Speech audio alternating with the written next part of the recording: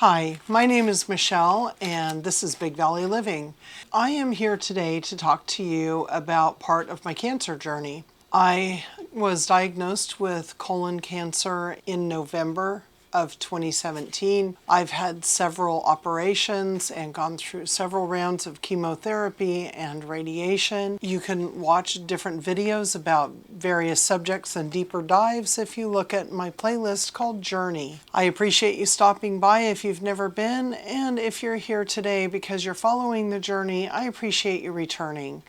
If you find anything helpful in this video, please share it with a friend or family member who may be recently diagnosed or who might be going through the same type of diagnosis and treatment. I'm currently in remission from stage 4 colon cancer. That is a very good thing, but part of being in remission, especially early in your remission, is that you're going to be monitored and you have to have blood tests and possibly other tests like perhaps CT scans, MRIs, or PET scans. In May of 2024, my doctor had ordered a round of tests and everything looked really good and had looked good for quite some time, including my CT scan. So we set up a plan where I would visit him again in about 6 months, which it's now. I had another blood test a couple of weeks ago. When I went in and they did my blood draw, one of my numbers was elevated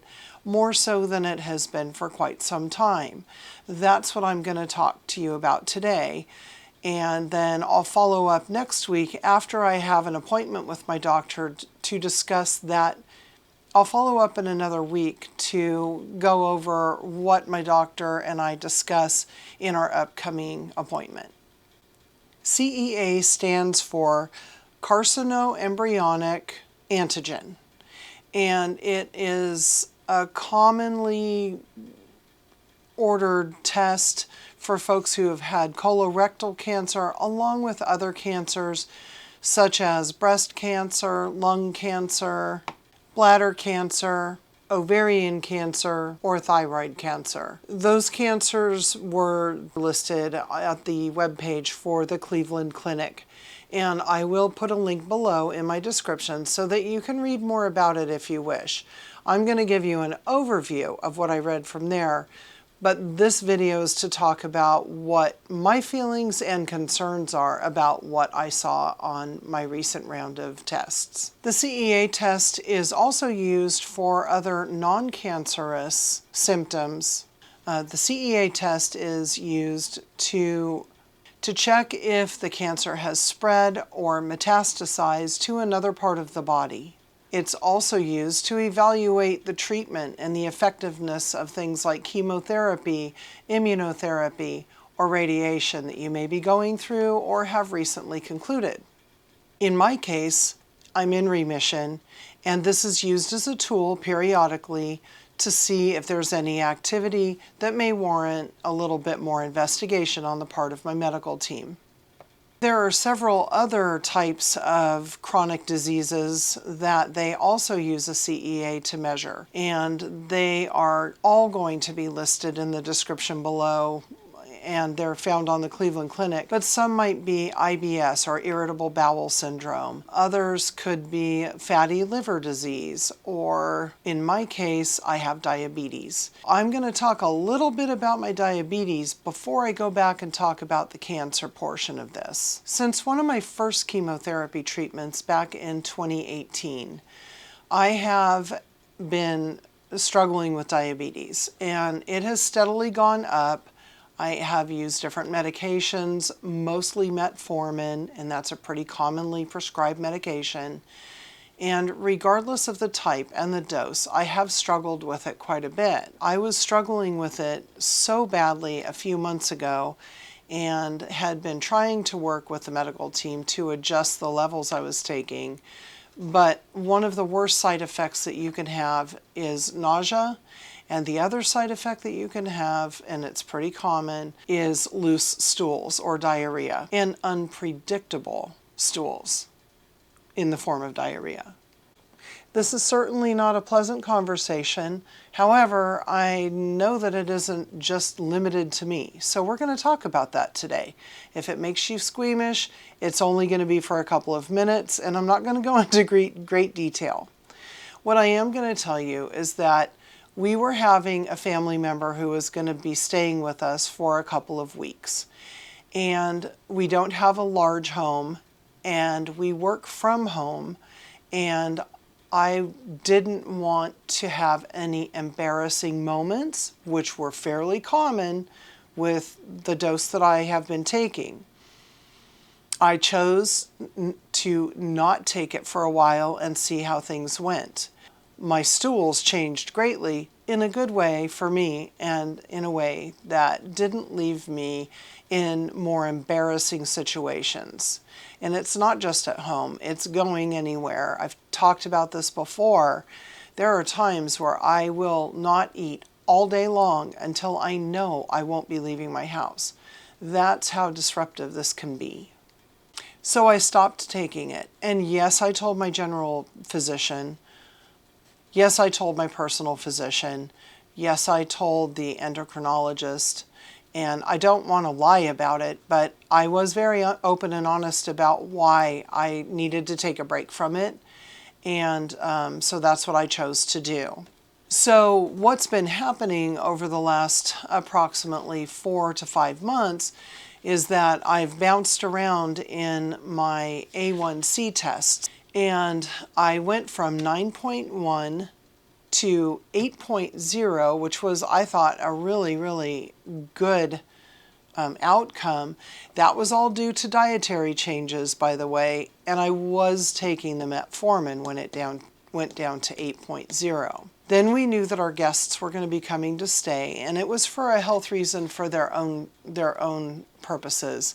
And we wanted to make it easier on them so that they didn't have to stay in a hotel or stay somewhere else that would just be even more uncomfortable for them in a difficult health situation. We wanted to make sure that we made them comfortable not only in our home, but also where they had their own accommodations, like the restroom, where they had their own place to sleep, where they had the kind of home cooking at least once a day that would make them comfortable. In doing so, I decided that I would cook and eat the types of foods that were more traditional, and I didn't follow the diet that I had been following to that point, which had been taking my numbers down to a better level. That diet is primarily plant-based, very limited on refined flours and sugars and grains like rice or pasta, those kind of refined things that you eat, white rice, that type of thing. So I started making what I like to call comfort foods, because that's what they are to me. And that is primarily what I was eating for dinner. Well, the 1 to 2 week stay that they planned on being here ended up becoming about 2 months. And so that was a much longer period than I had expected to be eating the standard American diet, because that's what it all boiled down to. So most recently, when I had my A1C blood draw, it was back up to 9.1.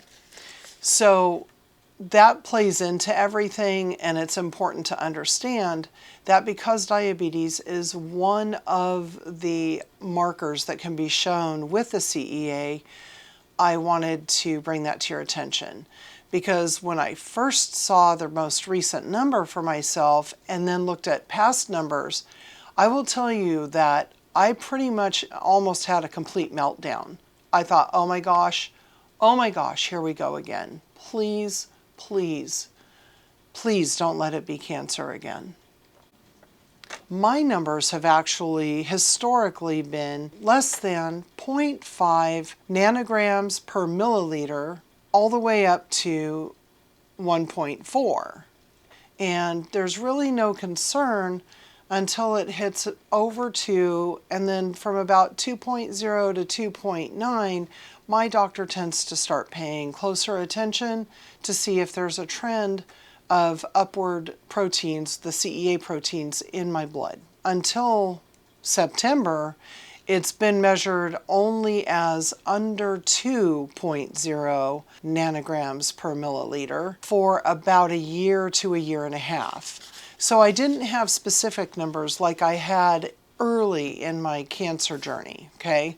So all I knew was that it was less than 2, and I would have preferred to have a more specific number just for my own comfort, but they changed, maybe the insurance changed the way they charged it. I'm going to ask my doctor why that changed. It just might be the testing method that they're using, and I will be looking into that more on my appointment this week, at my appointment this week.